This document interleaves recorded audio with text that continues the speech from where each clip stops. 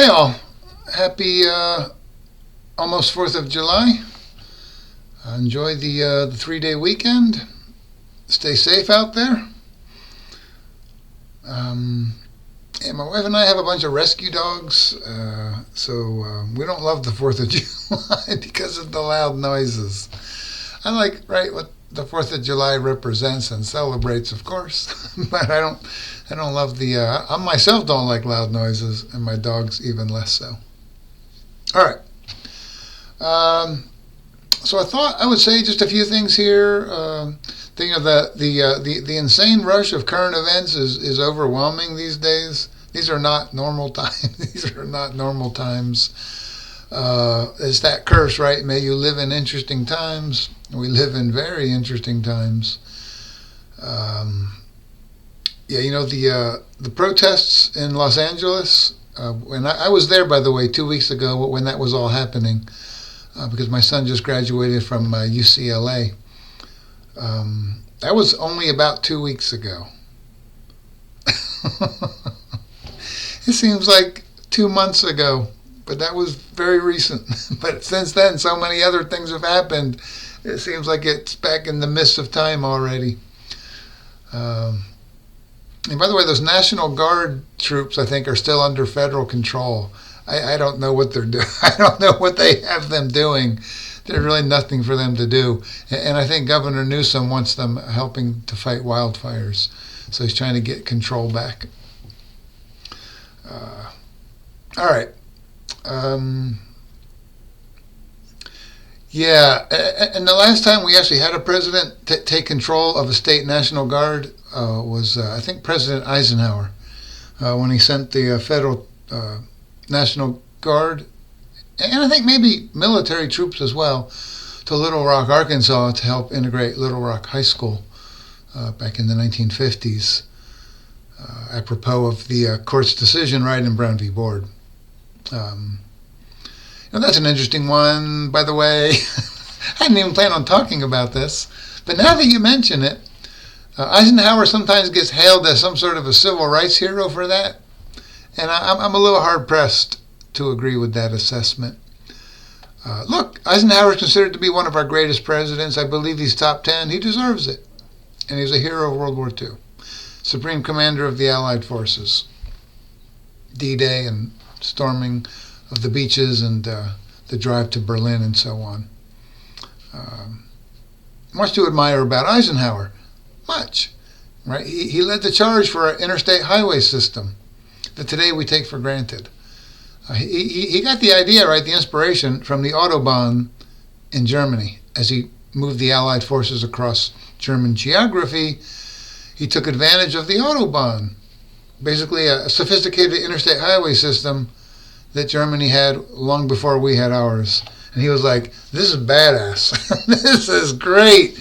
We need something like this in America to connect us more. And that's why he becomes sort of the champion of that infrastructure project when he becomes president after the war. Much to admire about Eisenhower. He was a moderate Republican. He could work across the aisle with Democrats. He put Earl Warren on the court, ends up being a liberal progressive that didn't thrill Eisenhower, but that is part of his legacy. William Brennan, same thing. Now, he was asked right at one point, did you make any mistakes as president? It is said that he responded, yes, I made 2, and they're both on the Supreme Court right now, Warren and Brennan, who ended up being quite progressive. But he was a moderate Republican to begin with, so not super shocking. All right, so where was I going with that? Was he a hero for sending in the National Guard and federal troops to Little Rock? Not really. I mean, I wouldn't go that far. He did it, I think, because the governor of Arkansas was disrespecting the Supreme Court's decision in Brown. He felt like it was an issue of federalism, right, the supremacy clause. He felt disrespected by this disobedience from the state. So it was more for federalism reasons than anything else. He himself had undercut the decision in Brown and talked about it as the court might be trying to go too far too fast with this. The South isn't ready. They need more time. Right? He undercut the court. Not cool. With public statements. I would say that shows poor political judgment in that case. But he did, he did the right thing in that case, but I think for slightly different reasons than most people assume. And remember, Little Rock, Arkansas, the level of integration in that case was purely symbolic. It was like they were trying to get 9 black kids into that school. 9. And it was like, I think, at least 2,000 students, something like that. So it was, really token integration. Yeah. And even for that, you needed the military. So that's the last time a president did that, over the objections of a state governor. That incident will go down in history as, that made sense. I think the LA protests using the Marines and the National Guard against the wishes of the governor, I don't think that's going to go down in history in the same way.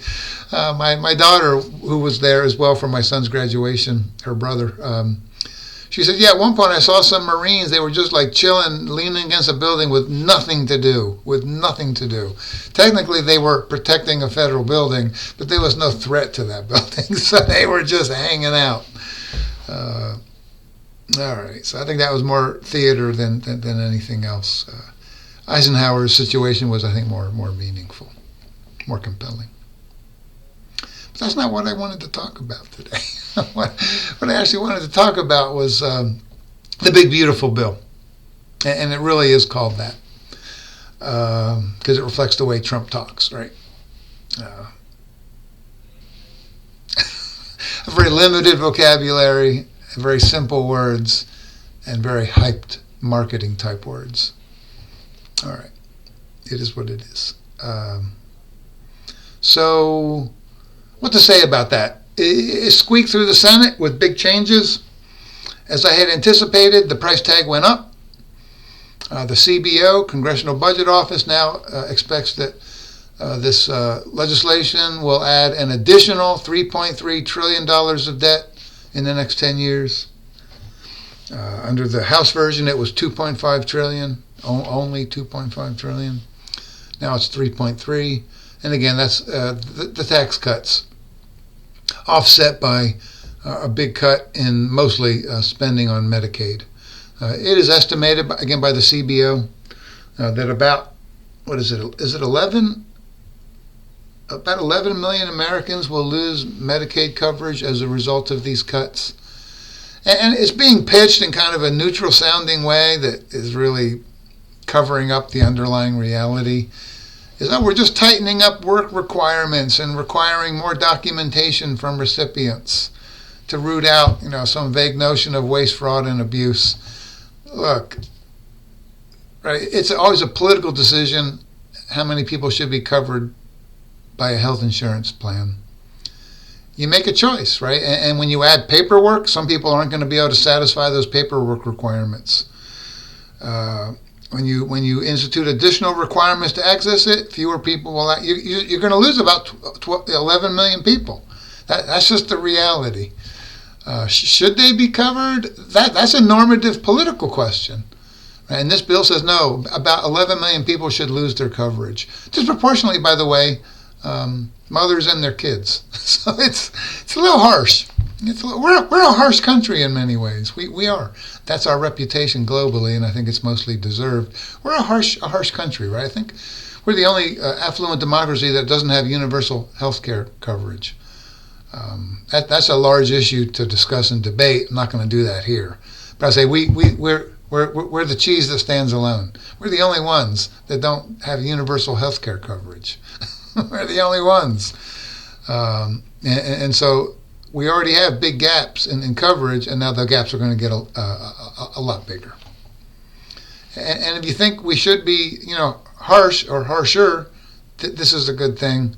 If you think a lot of people don't deserve health care coverage, this is a good thing. But again, it does make us stand out globally, and I'm not sure in a good way. But it is what it is, and everyone has their own political values. All right. Because again, right, it is systematically moving money from the very poorest among us, Medicaid recipients among them, to the very richest among us. Now, look, my wife and I are in the top 10% of family income, so we'll benefit from this bill. But that to me is rather cold comfort. Striking about that big beautiful bill is Lisa Murkowski, right? Senator Murkowski of Alaska, moderate Republican. She was the last one to switch in support of the bill. She was the 50th vote that got it done. Tiebreaker was Vice President J.D. Vance. And Murkowski's, that was, I immediately thought, why did Murkowski go along with this? I know she didn't agree with the Medicaid cuts. It's harsh. It's a very harsh bill. It's not populist at all. It's anti-populist. What gives, man? And her argument was about what I thought it would be. Right? She said, I protected the people of Alaska. I represent the people of Alaska. I got them special exemptions and special protections from these cuts. I know that the rest of the country didn't get those protections because I bargained hard on behalf of my constituents. I saw what was happening. I saw that it was going to happen. So I got on the bus and I protected my constituents, and I feel badly that the others got left out in the cold. But I did what I could. I was like, okay, that's a logic. I get it. Right? But it's an interesting, isn't it? An interesting thing, isn't it? Right? When you serve in the U.S. Congress, and we'll talk about this when we get to Congress, right? Members of Congress serve two masters at once. Members of their state or their congressional district and the country as a whole. Right? It's kind of dual representation. So she kind of soft-pedaled the fact that she represents the country as a whole as a member of the Senate and emphasized representing her constituents in Alaska, which will, right, if she wishes, it will help her get reelected. But I'm not sure that it was good for the country. She didn't think it was good for the country. She did not think that was a good bill at all. She was angry about the artificial deadline because Trump wants to sign it on July 4th because he's into theater and performance. But she went along because she took care of her constituents. It's it's the biblical question: are we our brother's keeper? And in a sense, she's saying not really. Let the devil take the hindmost. I protected my people. I'm very sad that other people didn't get protected. But that's not my lookout. I'm like, it kind of is. All right. But at least she had serious questions about the bill and expressed them. I'll give her credit for that, I suppose. And then I heard an analyst saying, does Trump care about the changes that took place in the Senate? Because he preferred the House version. And they were like, nah. He doesn't care. He really doesn't care what's in it, right? This guy is not deep into policy. He's not. What does Trump want out of this other than, the big tax cuts? He wants to be able to claim a victory on Capitol Hill, right? Because that's how we often judge a president's legacy. How much legislation did they help get through Congress that will have a lasting impact? Executive orders, man, right? They are of limited time duration while you're president, and then they go away, basically. So executive orders, they work for a few years and then they're done. Legislation typically lasts for a longer time. So he wants that. And does he care about the fine details? I don't think so. Dude used to be a Democrat. Then he was a Republican. I don't think he has deep sort of policy views, except maybe in a few areas like immigration. So I don't think he really cares that it changed. That's of no significance for him. What matters is that it gets done and he can sign it on July 4th. Now, in the House, right, there are House Republicans that don't like the Senate version, but I believe they will ultimately swallow all of it. Now, that's the final thing I want to say. What's striking to me about all of this Right? This will be Trump's first big legislative accomplishment of his second term. In his first term, he had a really thin record of legislative accomplishment. Mostly symbolic criminal justice reform and a big tax cut, the one they're renewing here and adding to. So really just two bills, one of minor significance and one of major significance in 4 years. Right? He was not good at that game of getting legislation through Congress. And he only had his first 2 years, because after that, right, Democrats gained control of the House, I believe. So he had a 2-year window, and he got 2 laws through that were of significance. One of them relatively minor, one of them quite major. That's not a thick record. Who has a thick record of legislative accomplishment? Joe Biden. His first 2 years, he killed it. He killed it. It was crazy. Partly because he had good leadership in the House and the Senate, Nancy Pelosi and Chuck Schumer. All right.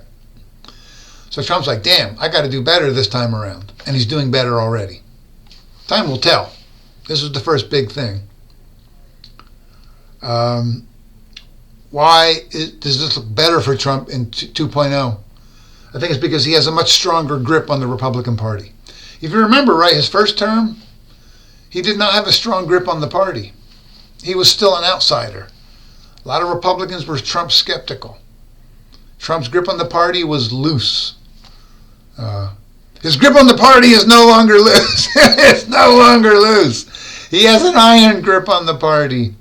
He is working it now. He didn't used to deal much with Congress. Now he realizes, I got to deal with Congress. I got to work with individual members and get them on board my legislative agenda. And now he's doing that work, and he has tremendous leverage. Because what he's shown in the last 4, 6, 8 years is that if somebody crosses him politically within the party, he can force them out of the party. Support a primary challenger in the next election cycle, they're gone in almost every case. He has forced into retirement so many Republicans. Tom Tillis, right, senator from North Carolina, came out against the big, beautiful bill.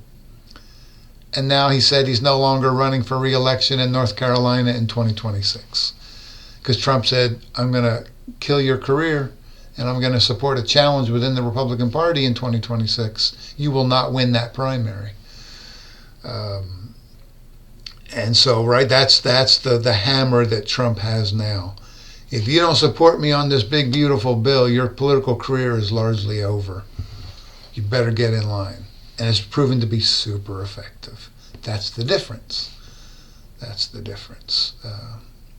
And I've never seen a president with this much control of the party.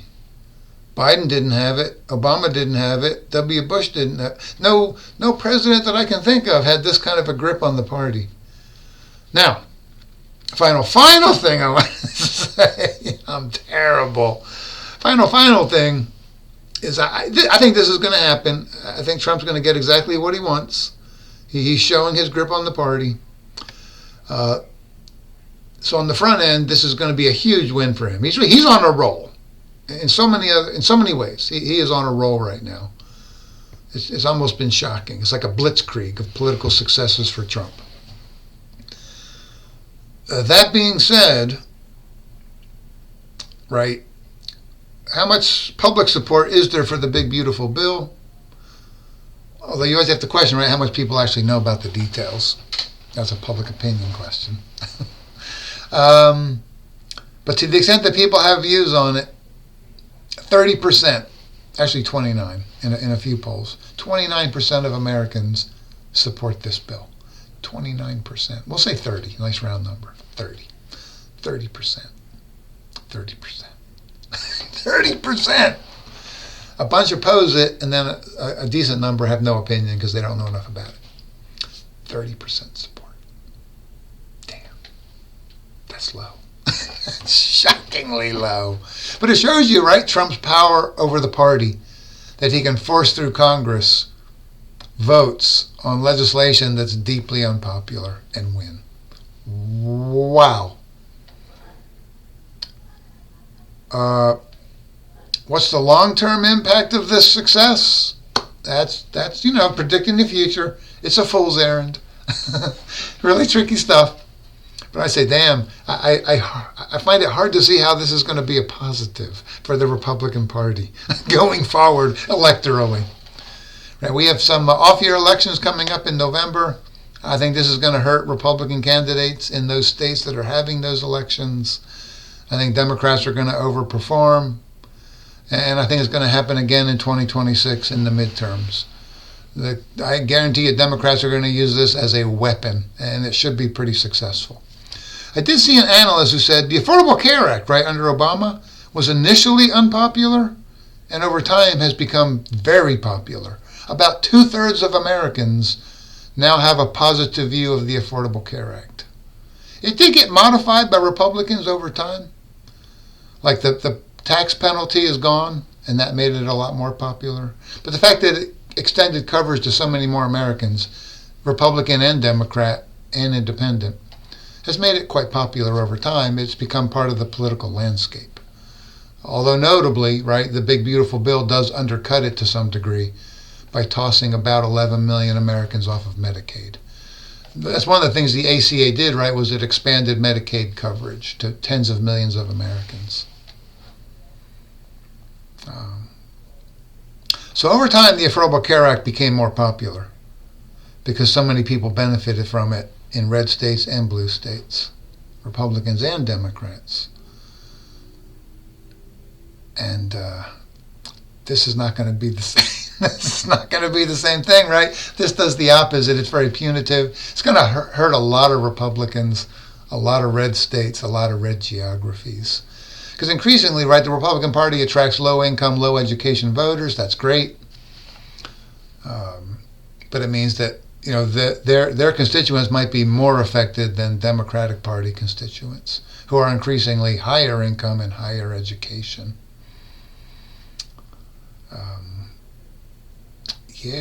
So I think this is a huge win for Trump and the Republican Party. But I do think there's going to be a backlash that's not going to be super beneficial for the party. If I had any doubts about Democrats winning back the House in 2026, I don't have doubts anymore. That sounds bold, but it's really not. It's pretty conservative to say, you know what? The landscape was already harsh for Republicans in 2026 as the incumbent party. And with this big, beautiful bill, that sort of locks it in. I think Democrats have an opportunity not just to win control of the House by a few seats, but to win it by maybe 24. But we'll see. And it might give them an outside shot at the Senate. But that's a long shot. Although notably, right, who decided not to run for re-election in 2026? Tom Tillis, Republican, North Carolina, Senate. Right, because he voted against the Big Beautiful Bill. Who's going to be nominated instead to represent the Republican Party in North Carolina? Someone who's much more of a MAGA Trumper. Tillis was known as a little more bipartisan, more moderate, did well with independents and Republicans in North Carolina. I think the alternative is going to be someone who's more hardcore Trump, less able to win over independents. I think it gives Democrats a real shot at North Carolina as a pickup in 2026. One that they hadn't really been anticipating as a potential pickup. Now I think they see it as a real opportunity to pick up a Senate seat. So I think their chances now of winning back the Senate are better than they were, but still not super fantastic. All right, I've talked far too much. Happy 4th of July. Take care, and again, be safe out there.